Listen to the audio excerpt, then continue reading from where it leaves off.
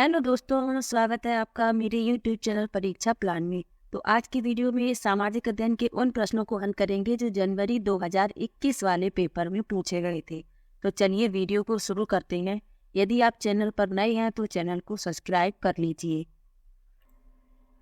तो पहला प्रश्न है, भारत में शरद ऋतु के संबंध में कथन ए, बी और सी पर विचार कीजिए और सही विकल्प का चयन कीजिए। लिखा है, इस मौसम को दक्षिण पश्चिम मानसून के नाम से भी जाना जाता है। इस मौसम में बंगाल की खाड़ी तथा अरब सागर से स्थल की ओर पवन बहती है। तीसरा है, यह मौसम मानसून के आने तथा आगे बढ़ने का मौसम है।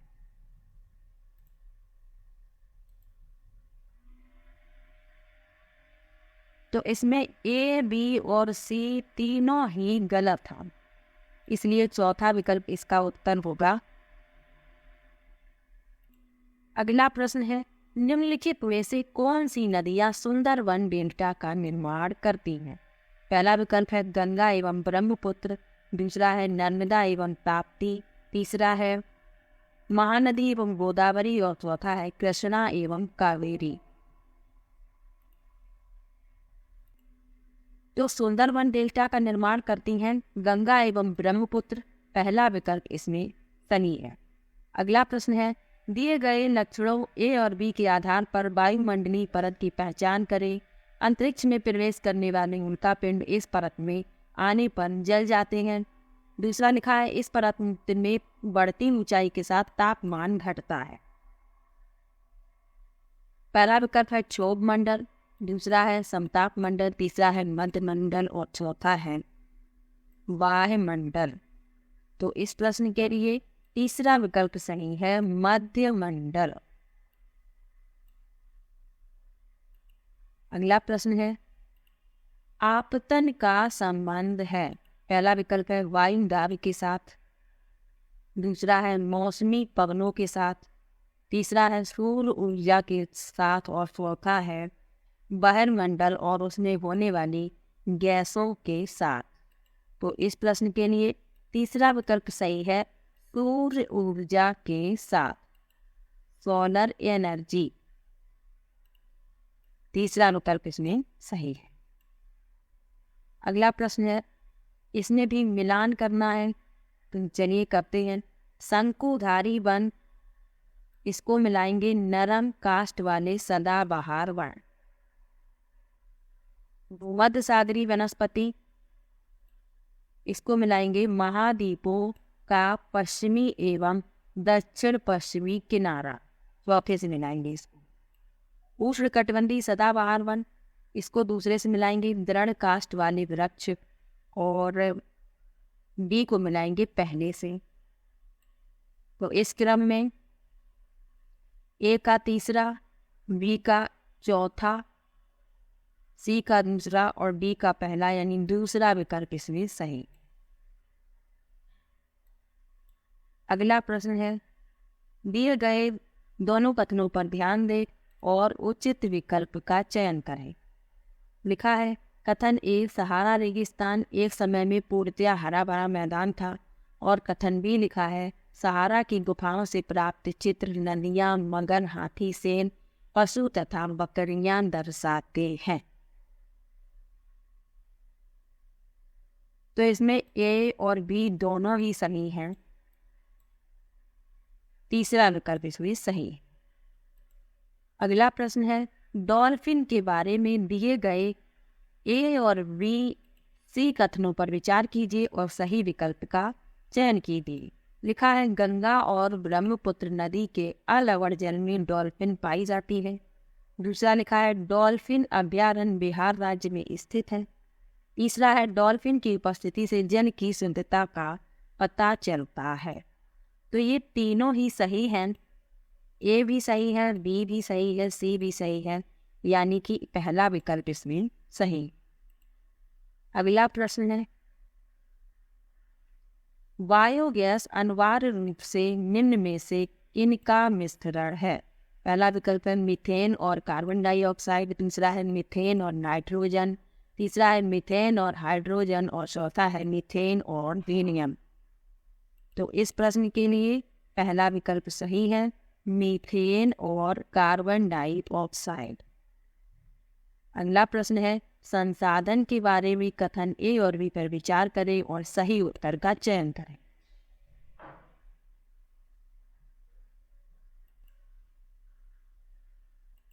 सभी संसाधन का आर्थिक मूल्य होता है। दूसरा लिखा है, समय और प्रौद्योगिकी दो महत्वपूर्ण कारक हैं जो पदार्थों को संसाधन में परिवर्तित कर सकते हैं।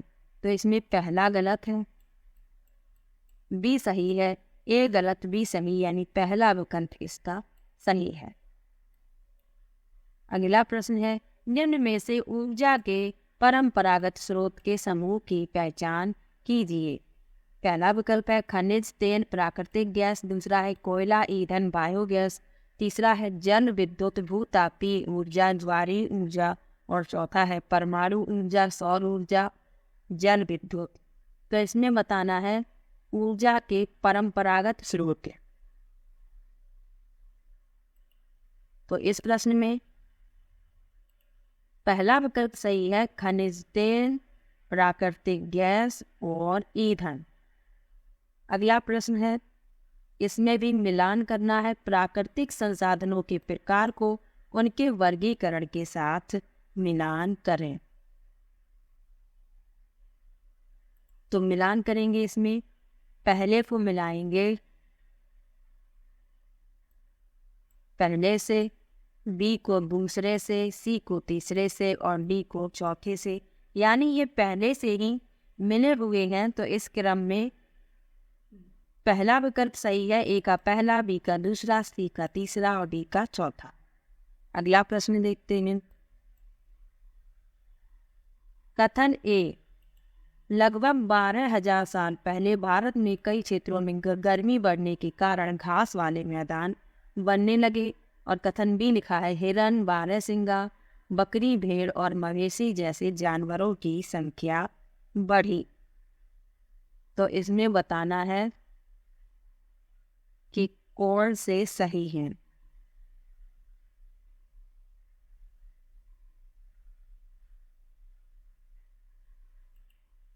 तो इसमें ए और बी दोनों सही हैं, किंतु ए बी का कारण है, ए का कारण बी है, यानी तीसरा विकल्प इसमें सही है। अगला प्रश्न है, पुरा स्थलों के संदर्भ में निम्नलिखित में से कौन सही है। पहला लिखा है, वह स्थान जहां वस्तुओं के अवशेष मिले हैं। दूसरा, ये केवल जमीन के ऊपर ही पाए जाते हैं। तीसरा है, ये केवल जमीन के अंदर ही पाए जाते हैं। और चौथा है, ये समुद्र और नदी के तल में कभी नहीं पाए जाते। तो इसमें जो सही है वह बताना है।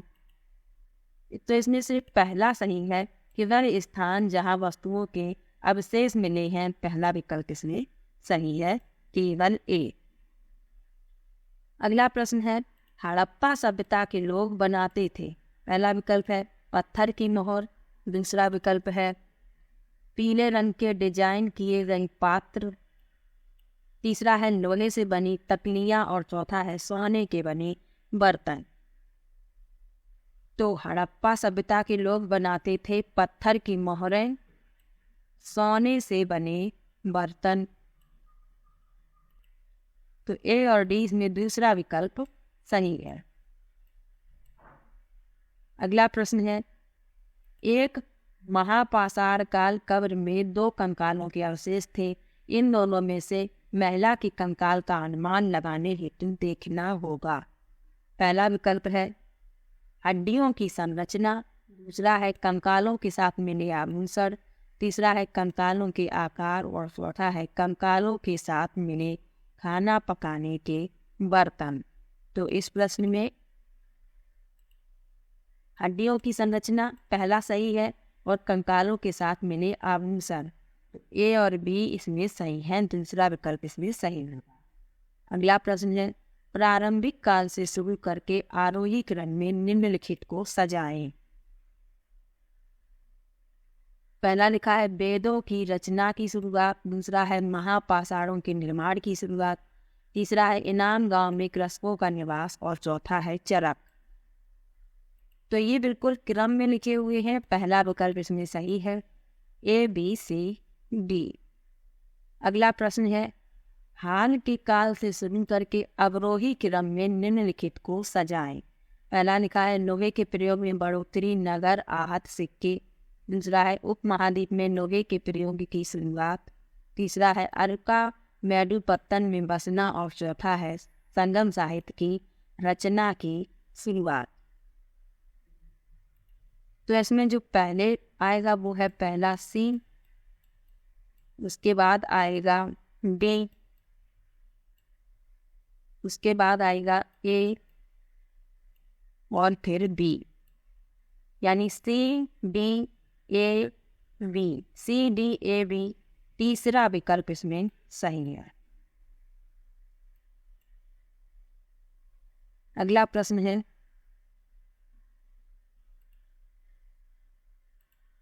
चोल धार्मिक, सामाजिक एवं सांस्कृतिक जीवन के केंद्र थे। और कथन भी लिखा है, चोल कांस्य प्रतिमाएं देवी देवताओं की थी, पर कुछ प्रतिमाएं भक्तों की भी थी। तो इनमें बताना है कौन से सही है।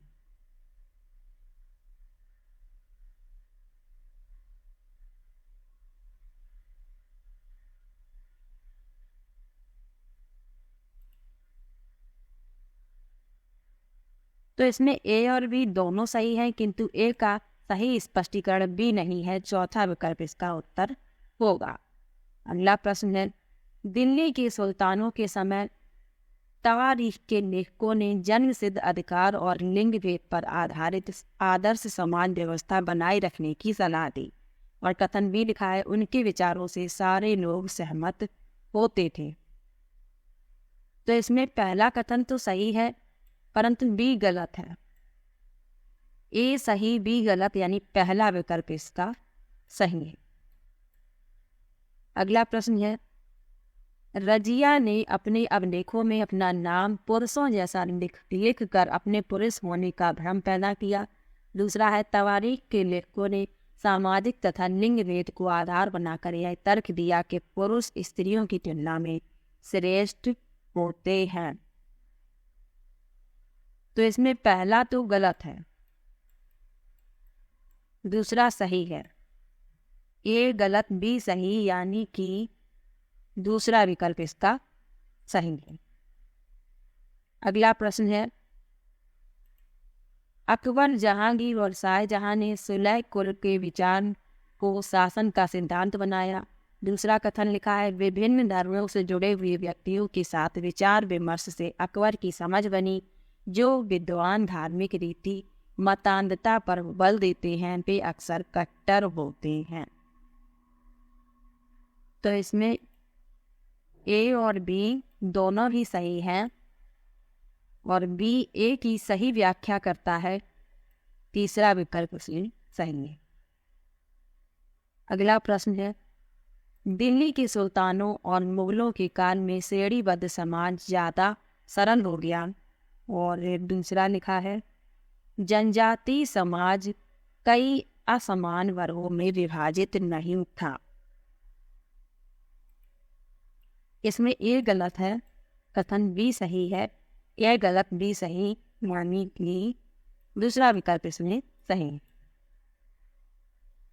तो इस 2021 वाले पेपर में कथन और कारक वाले प्रश्न बहुत आ रहे थे। अगला लिखा है, कथन ए लिखा है, बहादुर शाह जफर ने मुखियाओं और शासकों को चिट्ठी लिखकर अंग्रेजों से लड़ने के लिए भारतीय राज्यों का एक संघ बनाने का आह्वान किया। दूसरा लिखा है, बहादुर शाह जफर के 1857 की बगावत को अपना समर्थन देने के फैसले ने स्थिति को रातों रात पीड़ित बगावतियों के पक्ष में बदल दी। तो इसमें ए और बी दोनों ही सही हैं, और बी ए की सही व्याख्या है। तीसरा विकल्प इसमें सही है। अगला प्रश्न है, औपनिवेशिक काल के दौरान महिलाएं जाति एवं सुधार के संदर्भ में निम्नलिखित में से कौन सा गलत है। पहला लिखा है, पंडिता रमाबाई ने पूना में एक विधवा गृह की स्थापना की। दूसरा लिखा है, प्राचीन ग्रंथों के ज्ञान को सुधारकों के नए कानून बनवाने में मदद मिली। तीसरा लिखा है विद्यासागर ने विधवा विवाह का सुझाव दिया, और चौथा है प्रार्थना समाज ने केवल हिंदू ग्रंथ पर विचार विमर्श किया। तो इसमें जो गलत है वह बताना है। चौथा इसमें गलत है कि प्रार्थना समाज ने केवल हिंदू ग्रंथों पर विचार विमर्श किया। अगला प्रश्न है तेलंगाना राज्य पहले भारत के किस राज्य का हिस्सा था? तो पहला विकल्प है मध्य प्रदेश, दूसरा है कर्नाटक, तीसरा विकल्प है महाराष्ट्र और चौथा विकल्प है आंध्र प्रदेश। तो तेलंगाना राज्य जो है पहले आंध्र प्रदेश का हिस्सा था। चौथा विकल्प इसमें सही है। 2 जून 2014 को तेलंगाना आंध्र प्रदेश से विभाजित हो गया। अगला प्रश्न है निम्नलिखित कथनों पर ध्यान दें और लोकतंत्र में संचार माध्यम की सही भूमिका का चयन करें। अगला प्रश्न है इसे समाचार के माध्यम से नागरिकों को सूचना पहुंचानी चाहिए। दूसरा है इसी विज्ञापक के दृष्टिकोण को समाचार कार्यक्रमों के माध्यम से देनी चाहिए, और चौथा है इसे हर दृष्टिकोण की चर्चा करनी चाहिए। तो इस प्रश्न में ए सही है, सी सही है। ए और सी यानी तीसरा इसका उत्तर होगा। अगला प्रश्न है निम्नलिखित में से कौन सा विज्ञापन रूढ़िवादी चित्रण का उदाहरण नहीं है? पहला विकल्प है स्पोर्ट्स जूते के विज्ञापन में एक लड़की फुटबॉल खेलती हुई। दूसरा है चाय के विज्ञापन में एक माँ का सुबह चाय बनाना। तीसरा है लिपस्टिक के विज्ञापन में एक महिला का मेकअप करना। और चौथा है गाड़ी के विज्ञापन में एक महिला को पति द्वारा ऑफिस छोड़ा जाना। तो इसमें जो लैंगिक रूढ़िवादिता का उदाहरण नहीं है वह बताना है। तो इसमें पहला विकल्प सही होगा स्पोर्ट्स जूते के विज्ञापन में एक लड़की फुटबॉल खेलती हुई। अगला प्रश्न है दिए गए लक्षणों ए और बी के आधार पर महाद्वीप की पहचान करें। लिखा है यह विश्व का सबसे छोटा महाद्वीप है जो पूरी तरह से दक्षिणी गोलार्ध में स्थित है। इसे द्वीपीय महाद्वीप भी कहा जाता है। पहला विकल्प है अंटार्कटिका, दूसरा है ऑस्ट्रेलिया, तीसरा है दक्षिण अमेरिका और चौथा है अफ्रीका। इस प्रश्न के लिए दूसरा विकल्प सही है ऑस्ट्रेलिया। यह विश्व का सबसे छोटा महाद्वीप है और इसे द्वीपीय महाद्वीप भी कहते हैं। सबसे बड़ा महाद्वीप कौन सा है? तो सबसे बड़ा महाद्वीप है एशिया महाद्वीप।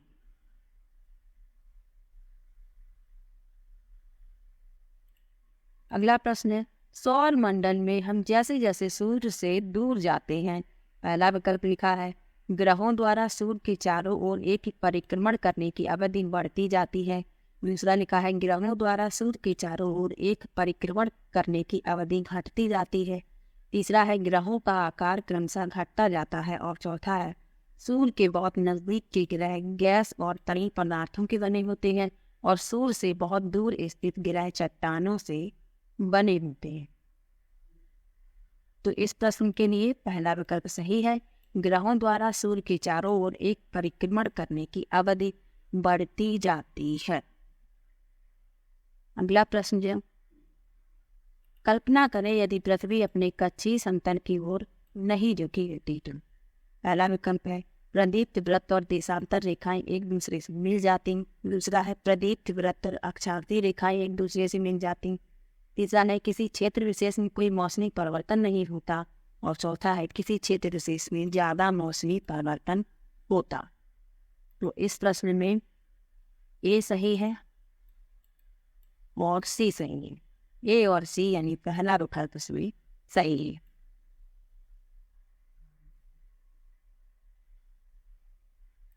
अगला प्रश्न है भारत में ग्राम पंचायत कितने वर्षों की कार्यकाल के लिए चुना जाता है?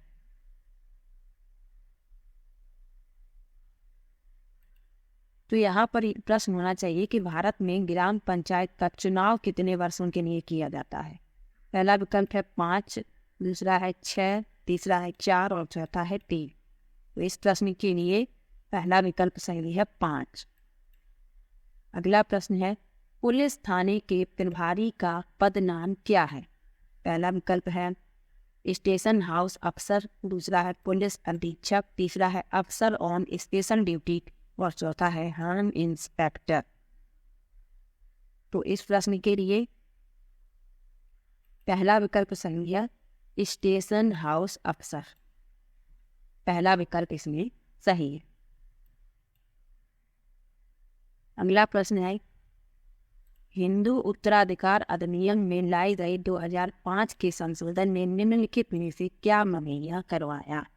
पहला विकल्प है अल्पसंख्यक समुदायों का धार्मिक विद्यालय खोलने का अधिकार, दूसरा है महिलाओं का पारिवारिक संपत्ति में बराबर हिस्सेदारी का अधिकार, तीसरा है हिंदू समुदाय का विवाह संबंधी विशिष्ट कानून का अधिकार और चौथा है पुरुषों का तलाक के बाद मुआवजा देने की जिम्मेदारी से सुरक्षा। तो इस प्रश्न के लिए दूसरा विकल्प सही है, महिलाओं की पारिवारिक संपत्ति में बराबर हिस्सेदारी का अधिकार। अगला प्रश्न है, भारतीय संविधान की व्याख्या का अंतिम अर्थ निर्णायक किसे माना जाता है? पहला विकल्प है भारत के राष्ट्रपति, दूसरा विकल्प है संसद, तीसरा विकल्प है न्यायपालिका और चौथा विकल्प है अटॉर्नी जनरल। तो इस प्रश्न में तीसरा विकल्प सही है, न्यायपालिका। अगला प्रश्न है, अत्याचार निवारण अधिनियम 1989 को निम्नलिखित में से कौन से समुदाय को न्याय दिलाने के लिए पारित किया गया था? पहला विकल्प है दलित एवं अल्पसंख्यक, दूसरा है अल्पसंख्यक एवं आदिवासी, तीसरा है आदिवासी एवं दलित और चौथा है केवल अल्पसंख्यक। तो इस प्रश्न में तीसरा विकल्प सही है, आदिवासी एवं दलित। अगला प्रश्न है, ऐसी राजनीतिक व्यवस्था जिसमें एक से ज्यादा स्तर की सरकार हो उसे कहा जा सकता है? पहला विकल्प है धर्मनिरपेक्षता, दूसरा है उदारवादी, तीसरा है गणतंत्रात्मक और चौथा है संघवाद। तो इस प्रश्न में चौथा विकल्प सही है, संघवाद या संघीय। इसे संघीय भी कहते हैं और संघवाद भी कहते हैं। अगला प्रश्न है, निम्नलिखित में से कौन सी नीति सामाजिक न्याय को प्रोत्साहित करती है? पहला विकल्प है सरकारी नीतियों में सरकारी नौकरियों में सूचीगत दलित जाति के उम्मीदवार को आरक्षण देना, दूसरा है न्यूनतम मेहनताना कानून पारित करना। तो इस प्रश्न में ए और बी दोनों सही हैं, तीसरा विकल्प इसलिए सही है।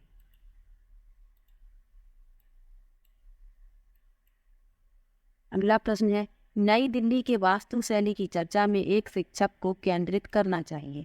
पहला विकल्प है कैसे पर्यटक इमारतों को देखते हैं, दूसरा इमारतों को दूर से कैसे देखा जाना चाहिए, तीसरा उसकी शैली पुरानी दिल्ली की शैली से कैसे श्रेष्ठ है और चौथा है कैसे यह ब्रिटिश महत्ता और विस्मय का भाव पैदा करता है। तो इस प्रश्न के लिए चौथा विकल्प सही है, कैसे यह ब्रिटिश महत्ता और विस्मय का भाव पैदा करता है। अगला प्रश्न है, इतिहास शिक्षण का उद्देश्य केंद्रित होना चाहिए। पहला विकल्प है भूतकाल में क्या घटित हुआ यह बताना, दूसरा है भूतकाल में यह कैसे घटित हुआ यह याद रखना, तीसरा है उन मुद्दों की पहचान करना जो वर्तमान में प्रासंगिक है और चौथा है अधिगमकर्ताओं में क्रियात्मक क्षमता विकसित करना। तो इस प्रश्न में तीसरा विकल्प सही है, उन मुद्दों की पहचान करना जो वर्तमान में प्रासंगिक हैं।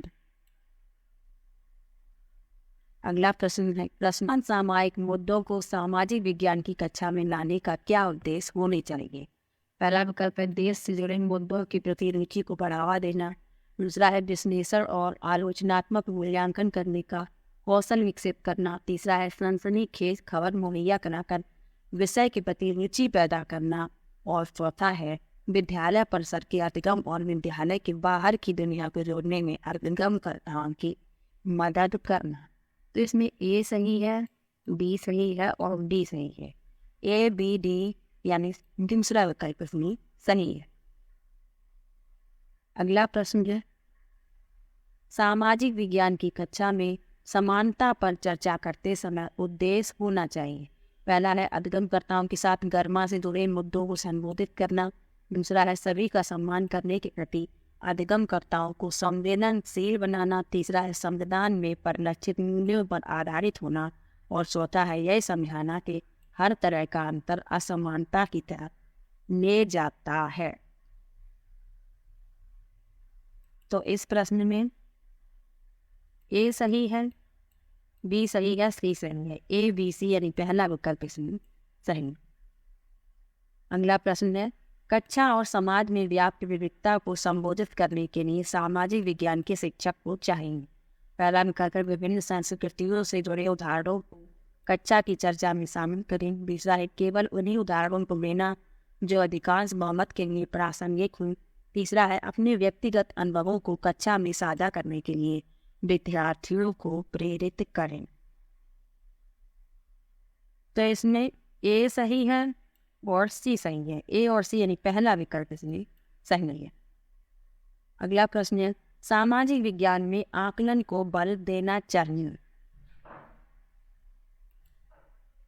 पहला विकल्प है उन अधिगमकर्ताओं की पहचान करना जो असफल हो रहे हैं।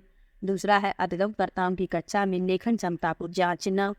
तीसरा है अधिगमकर्ताओं की सूचना को याद रखने का मापन करना। और चौथा है अपने अधिगम को विभिन्न दैनिक परिस्थितियों से जोड़ने की अधिगमकर्ताओं की क्षमता का मूल्यांकन करना। तो इस प्रश्न के लिए चौथा विकल्प सही है। अपने अधिगम को विभिन्न दैनिक परिस्थितियों से जोड़ने की अधिगमकर्ताओं की क्षमता का मूल्यांकन करना। अगला प्रश्न है द्वितीयक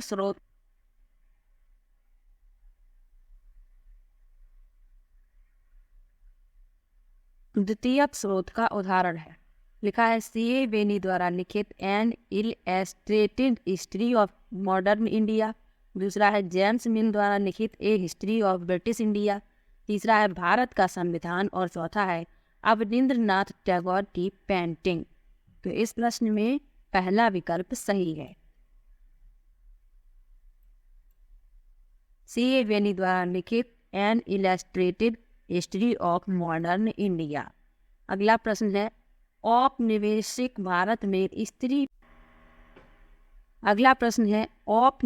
भारत में स्त्री पर चर्चा करने के लिए विद्यार्थी निम्न आत्मकथाओं में से किसको संदर्भित कर सकते हैं। पहला है ताराबाई शिंदे कृत स्त्री पुरुष तुलना।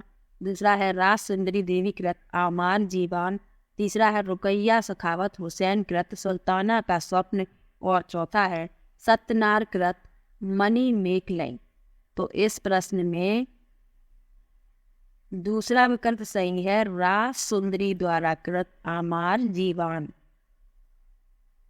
अगला प्रश्न है भूगोल शिक्षण को निम्न किन मुद्दों से जुड़े संदर्भ में परिप्रेक्ष्य विकास करना चाहिए। पहला है संसाधन और संरक्षण। दूसरा है विकास और विस्थापन। तीसरा है विविधता में एकता से जुड़ी चुनौतियां। और चौथा है मानव विकास। तो इसमें ए सही है, बी सही है और डी सही है। ए बी डी यानी चौथा विकल्प इसमें सही है। अगला प्रश्न है एक सक्रिय सामाजिक विज्ञान की कक्षा अधिगमकर्ताओं को प्रेरित करती है। पहला है चर्चाओं को न्यूनतम रखना। दूसरा है पाठ्य पुस्तक के पठन पर केंद्रित होना। तीसरा है व्याख्यान को सुनना और साझा किए गए पर निर्भर रहना। और चौथा है चुनौतीपूर्ण प्रोजेक्ट में भागीदार बनना। तो इस प्रश्न में चौथा विकल्प सही है, चुनौतीपूर्ण प्रोजेक्ट में भागीदार बनना। अगला प्रश्न है अध्याय के अंत में दिए गए प्रश्नों के बारे में निम्न में से कौन से कथन सही हैं। पहला है ये विद्यार्थियों को अवधारणाओं को अपने शब्दों में बताने और मुद्दों पर वाद विवाद करने के लिए प्रेरित करता है। दूसरा है प्रोजेक्ट का तुलना और विभेद करना अध्याय के अंत में दिए गए प्रश्नों के प्रकार हैं। तीसरा है ये अधिगमकर्ताओं में कक्षा में पहले पढ़ाई गई अवधारणाओं की समझ विस्तृत करता है। तो इस प्रश्न में ए भी सही है, बी भी सही है, सी भी सही है। ए बी सी यानी पहला विकल्प इसमें सही है। अगला प्रश्न है सामाजिक और राजनीतिक जीवन की पाठ्य पुस्तकों में। पहला विकल्प है सामाजिक और राजनीतिक मुद्दों की परिभाषाएं और विवरण दिया गया है।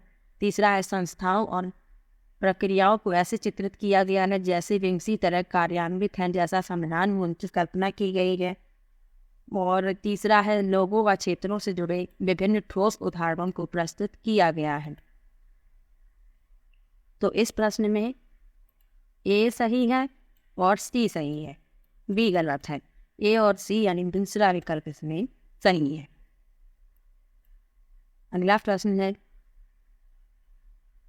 डॉक्टर अंबेडकर के कोरे गांव जाते हुए अनुभव का वर्णन करते हुए एक शिक्षक पूछते हैं, क्या आपको लगता है स्टेशन पर लोगों ने डॉक्टर अंबेडकर और उनके भाइयों के प्रति भेदभाव किया?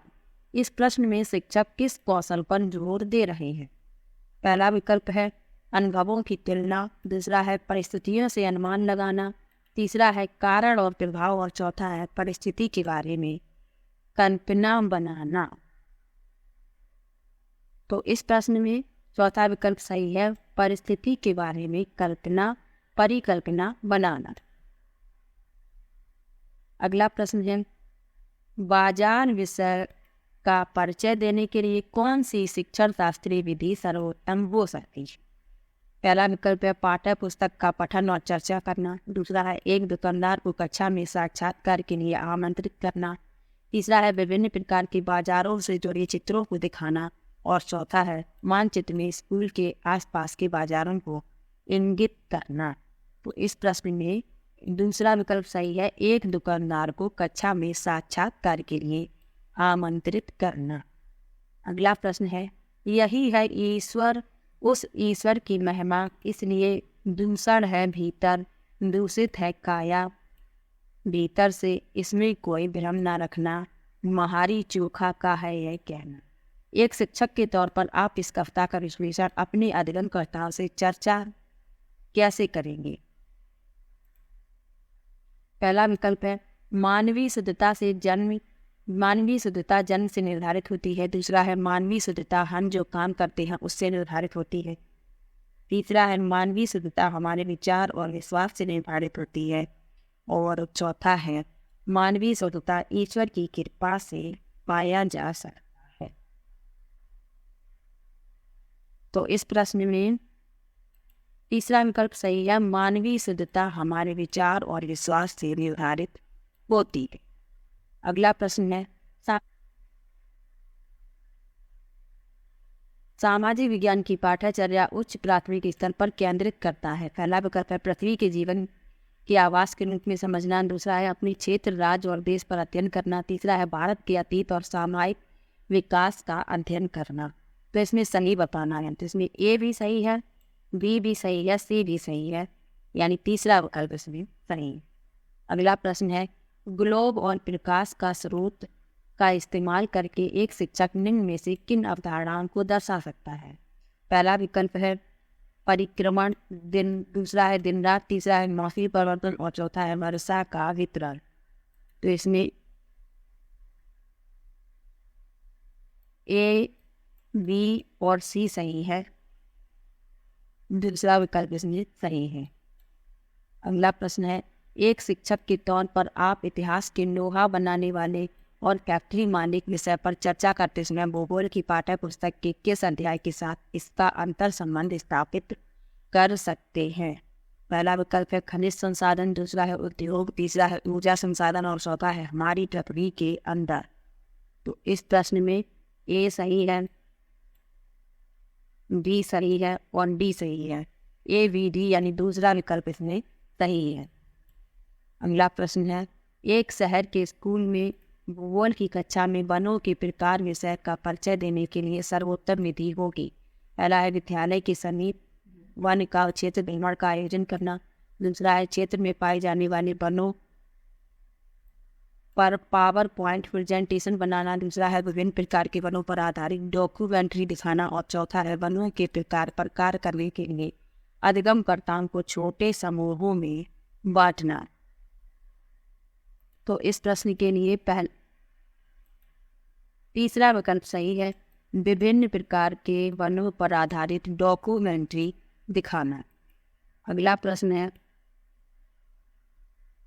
भूकंप पर चर्चा के दौरान व्यवहारिक कौशल अधिगमकर्ताओं में विकसित करने हेतु शिक्षक को बल देना चाहिए। पहला है भूकंप के प्रकार, दूसरा है भूकंप के दौरान बरती जाने वाली सावधानियां, तीसरा है हालिया भूकंपीय घटना पर चर्चा और चौथा है भूकंप से जुड़ी गतिविधि का प्रदर्शन। तो इसमें दूसरा विकल्प सही है, भूकंप के दौरान बरती जाने वाली सावधानियां। अगला प्रश्न है, तवा बांध क्षेत्र के स्थानीय लोग 1990 के दशक में अपने जीवन यापन से जुड़े कौन से अधिकार के अधीन संगठित हुए? पहला विकल्प है खेती करने का अधिकार, दूसरा है मछली पकड़ने का अधिकार, तीसरा है उद्यान कृषि का अधिकार और चौथा है व्यावसायिक वन पालन का अधिकार। तो इस प्रश्न में दूसरा विकल्प सही है, मछली पकड़ने का अधिकार। अगला प्रश्न है, निम्नलिखित में से कौन सी व्याख्या विविधता का उचित प्रतीक है? दूसरा, पहला है यह लोगों के बीच भेदभाव बढ़ाता है, दूसरा है यह लोगों के बीच एकता बढ़ाता है, तीसरा है यह लोगों की विशिष्टता को स्वीकारता है और चौथा है यह लोगों के बीच असमानता को स्वीकारता है। तो इस प्रश्न में चौथा विकल्प सही है, यह लोगों के बीच असमानता को स्वीकारता है। आखिरी प्रश्न है, भारतीय लोकतंत्र के संदर्भ में निम्नलिखित में से कौन सा कथन गलत है? पहला है भारतीय जनता का एक छोटा सा हिस्सा भारतीय स्वतंत्रता से पहले भी मतदान कर सकता था, दूसरा है स्वतंत्रता के बाद भारत में प्रतिनिधि लोकतंत्र को अपनाया, तीसरा है भारत में सरकार को लोग अप्रत्यक्ष रूप से चलाते हैं और चौथा है भारत में पहला आम चुनाव 1950 में हुआ।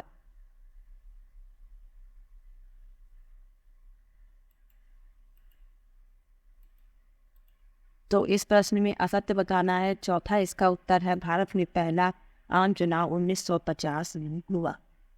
तो भारत में पहला आम चुनाव 1950 में नहीं, जब बल्कि 1950 में भारत का संविधान लागू किया गया 26 जनवरी 1950 को, इसलिए ये चौथा गलत।